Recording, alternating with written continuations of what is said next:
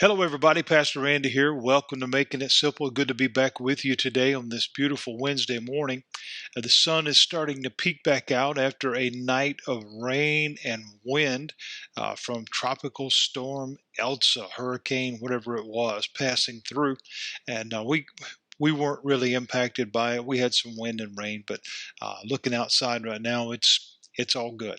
Had a chance to be at home this morning and wanted to take some time to pick back up where we left off last.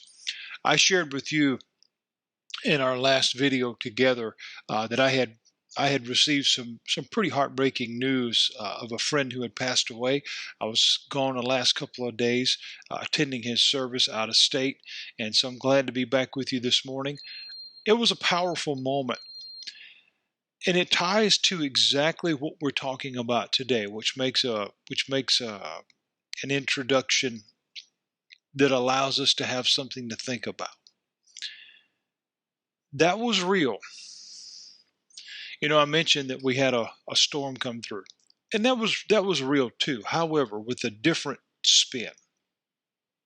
One of the things that we watch and we hear, especially in living here and in places to where there's possibilities of terrible storms or wind and different things as such, hurricanes. The weather people, rightly so to some degree, they hype it up and they keep everybody on the highest alert because it might be something that's coming through. There's never a guarantee. It turns, it does this, it does that, it goes a different direction. And sometimes you get it, sometimes you don't, sometimes you get part of it. You see my point. It's uncertain. It may be, it may not be.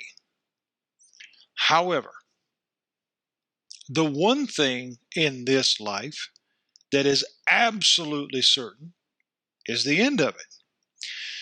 And I don't say that to be grim or morbid or heartless or anything like that at all.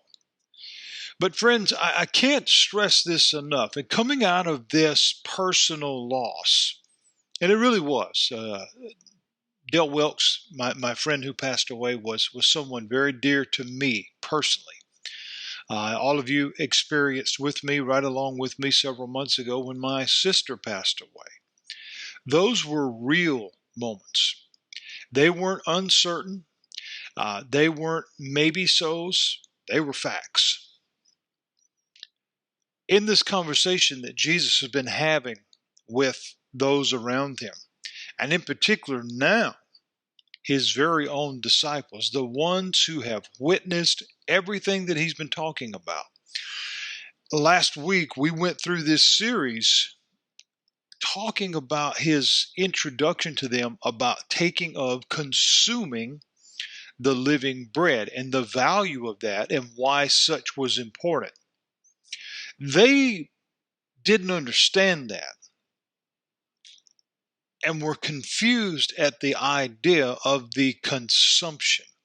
They took that in a very literal manner and even asked the question, how does this guy offer his flesh for us to eat? Well, obviously that wasn't what he was saying. And so he went on to explain things a little bit further. And then it tells us that one of his disciples says, this is really hard to hear. Who can hear it? That was our last lesson together. And I was talking about why that's hard. We've entered into a time right now, my friends, to where reality is hard to accept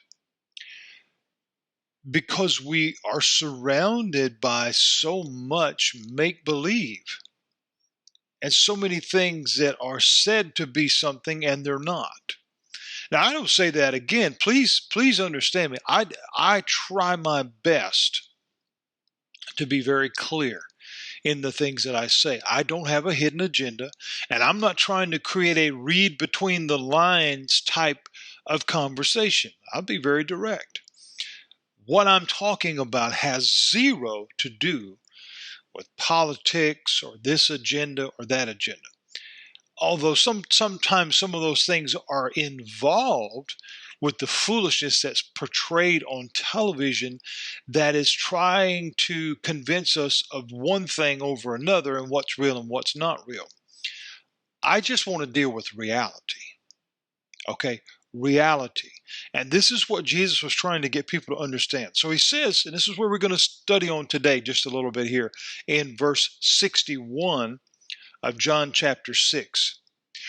It said, when Jesus knew in himself that his disciples murmured at what he had just said. Now, we got to understand that word. They're talking under their breath amongst themselves, kind of that, can you really believe this guy? I mean, what the heck is he even talking about? This doesn't make any sense. He heard that.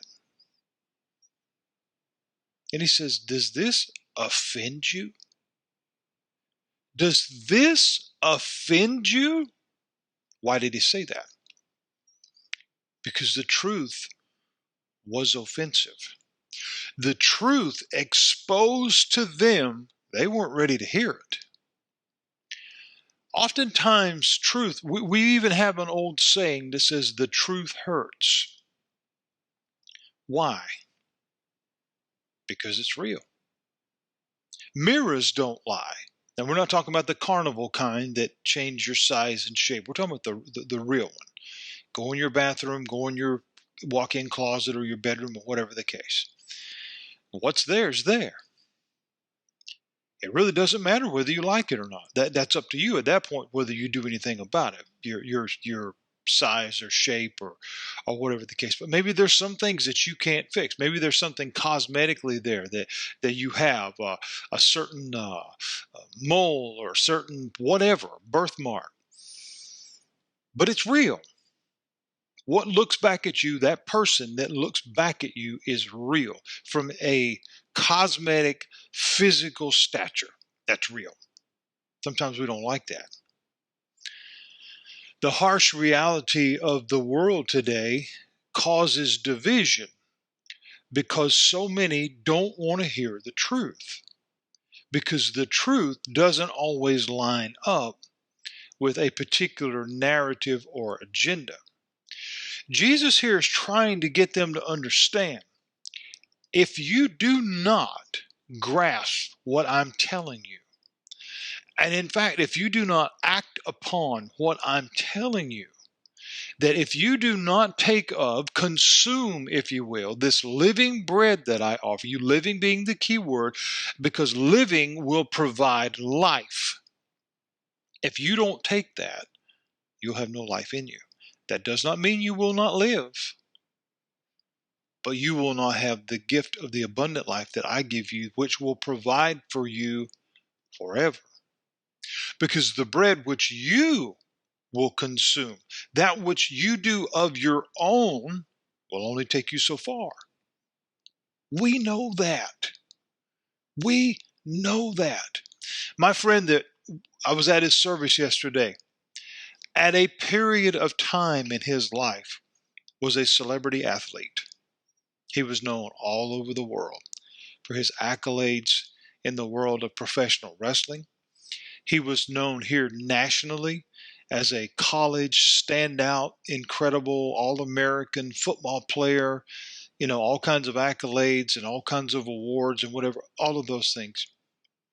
And while they were wonderful accomplishments and certainly, conversation, talking points for those that wanted to talk about those kind of things, my friend knew, he knew none of those things at the end of the day would stop what happened last Thursday morning when he never woke up from going to sleep on Wednesday night. His heart stopped. That was real. He prepared for that day, not knowing when it would ever come, by taking of the living bread. Now, he continues, just not here. He has that gift of abundant eternal life in the presence of God, in the presence of Christ, walking in the glory of eternity. What a gift.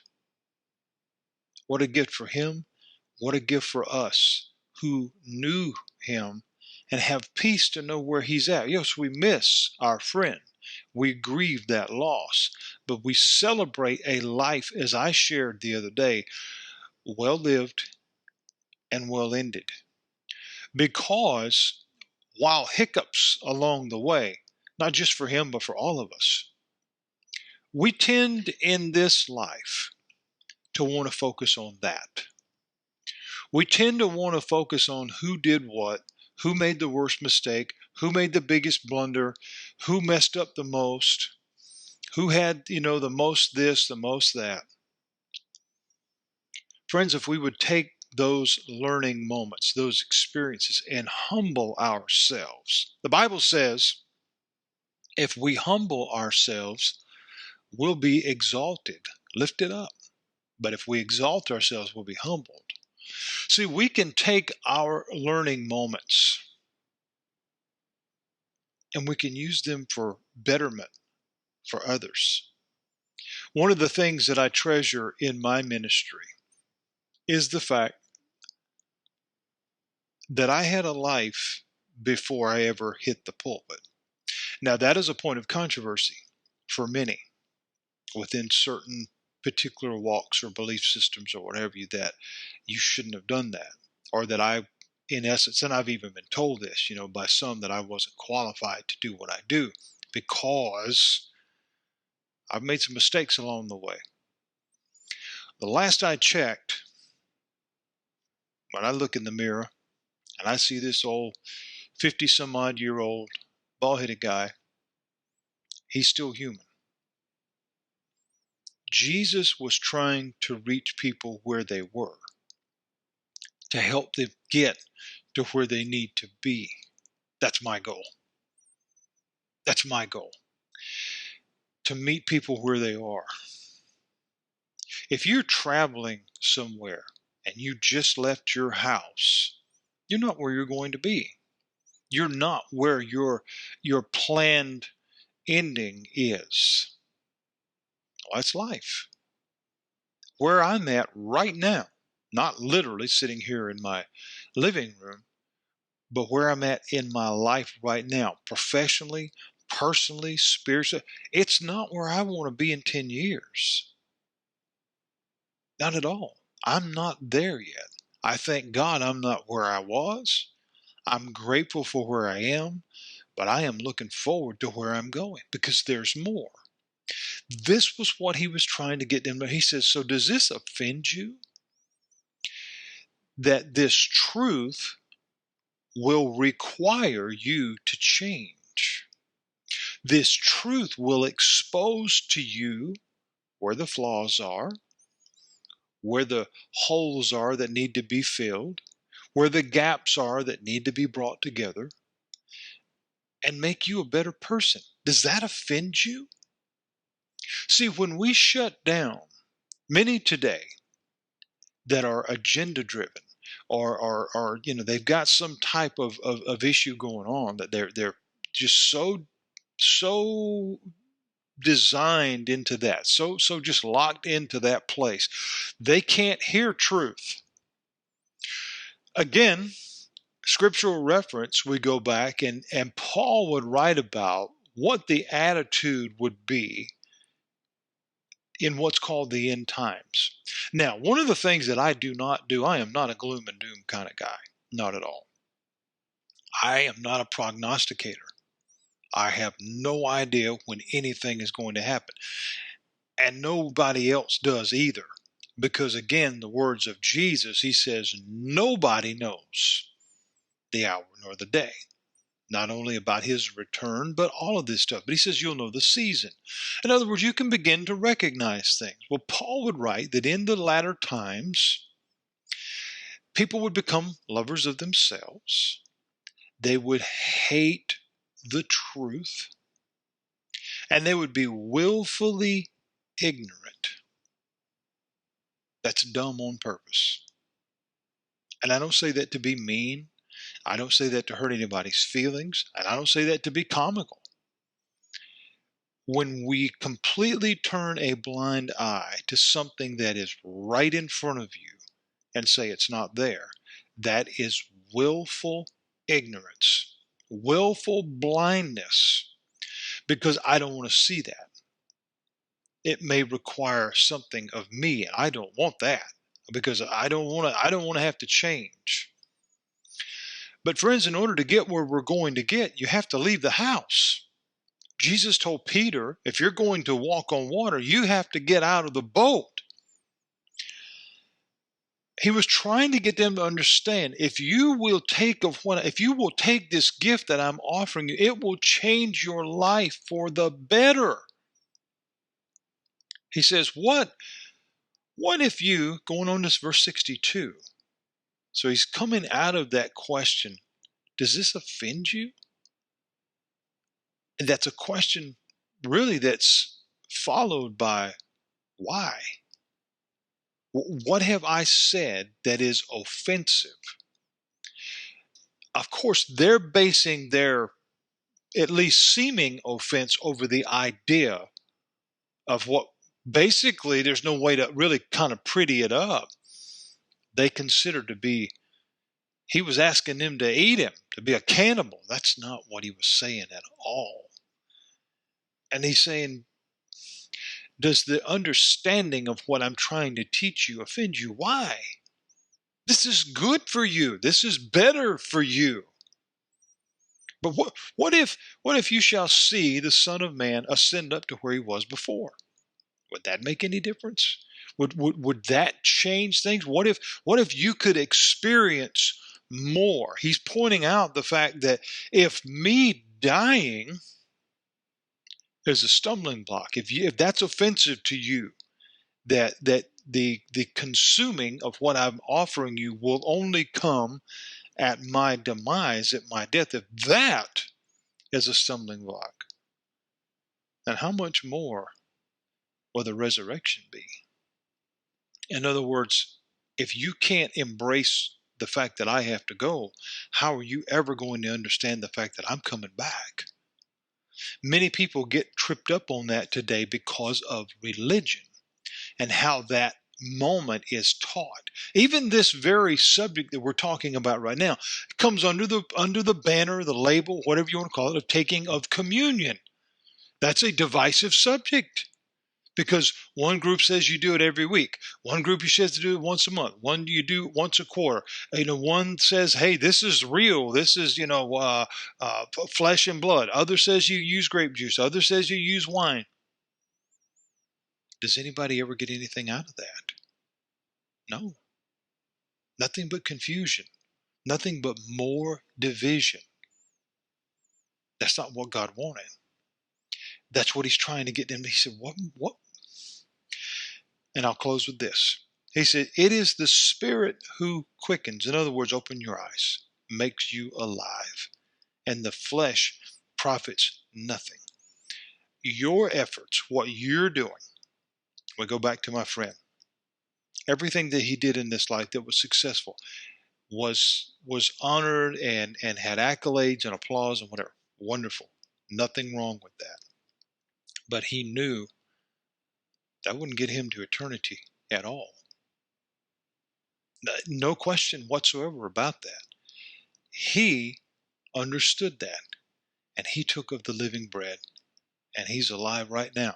He may not be with us right now, but we can go and be with him. Jesus ended that verse in verse 63 by saying, the words that I say to you, they are spirit and they are life. Friends, every day that I sit before this camera, whether I'm at my home, whether I'm in my office, whether I'm sitting out on my sunroom, doesn't matter. The message stays the same. It remains consistent. Whether I know you or whether I've never met you and I have no idea who you are, if you're listening to this today, every single message, every single point is about being ready. I cannot stress that enough. Several people that I spoke to at the memorial yesterday, we talked about that. Every day is a gift, but every day is not promised. That is not morbid. That is reality. That is not a forecast on the news that might happen or you might miss it. You're not going to. I'm not going to.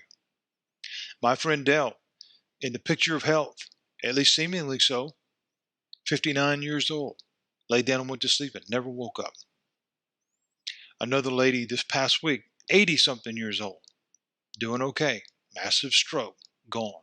Another, just got off the phone, just another phone call, another church member got hit with a stroke yesterday in the hospital. We don't know.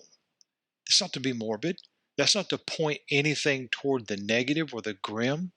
The folks in the buildings here in Florida last week that came down, fell down, whatever happened on that.